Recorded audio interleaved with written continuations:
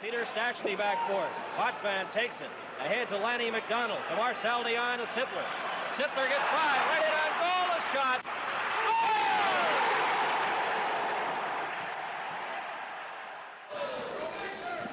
Couple of legends of the game, and Darryl Sittler and Lanny McDonald joining us right now as we continue live from Scotiabank Arena. That was the 1976 Canada Cup. Darryl, what memories do you have of the 1976 Canada Cup? Well, to me, it's one of the greatest teams Canada put together. 19 players off that team are Hall of Famers.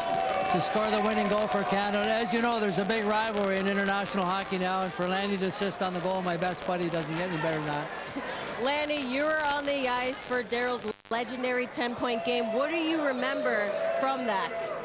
You know, I thought I was going to be first star.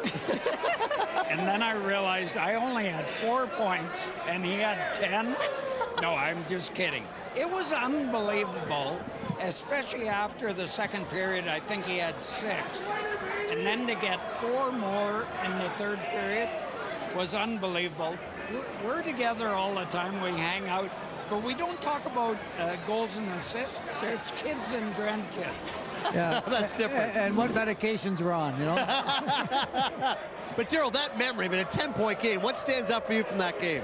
Well, it's hard to believe it's 49 years ago. It was against Boston Bruins, which is an original 6 team. So anytime Hockey Night in Canada back in the 70s on a Saturday night was a big game. But it's a record that I thought, honestly, Wayne Gretzky would beat, or maybe Mario Lemieux. Wayne had 8 a couple times.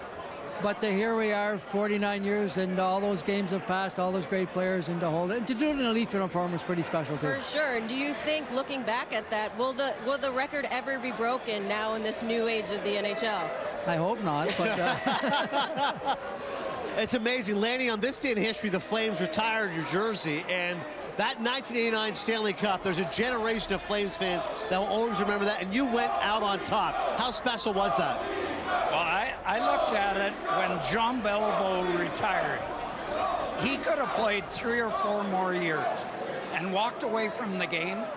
I was not in that situation, but to be able to play my final game in Montreal, win the Cup, only team to ever win it in Montreal for him, and walk away, it was so cool. And here we are, we still get to come down to Toronto, cheer a little bit for them, but not when my Calgary Flames are in town, but that's okay. So when Lanny scored that goal I was watching that game, but it couldn't have happened to a better guy. He got his 500th goal, his 1,000th point, win the Stanley Cup and retired. That doesn't happen, which is awesome. And he was probably the first guy when we got home to call me. How good is that? That's really special, and it seems like you guys have such an incredible bond, especially in Leafs history. What makes your bond so tight? Well, we both lived in Mississauga when we played. We'd come to the rink together. Our wives became very good friends. My late wife, Wendy, who passed away, Ardell did her eulogy at her funeral.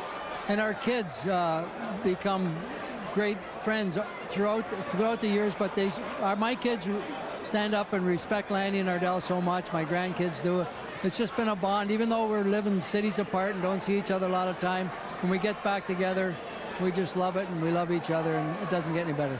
Lanny, you've always been such a great spokesman and ambassador for the game. Thomas Hickey, who's calling the game tonight, grew up in Calgary, and he goes, you have to ask Lanny. As a kid growing up, I used to always hear car commercials. And at the end, Lanny would say, tell him Lanny sent you. So he needs to know, would they get a discount if I walked into a GMC and go, hey, Lanny sent me?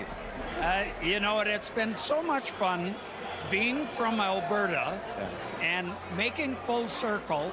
The team wasn't even there when I was growing up.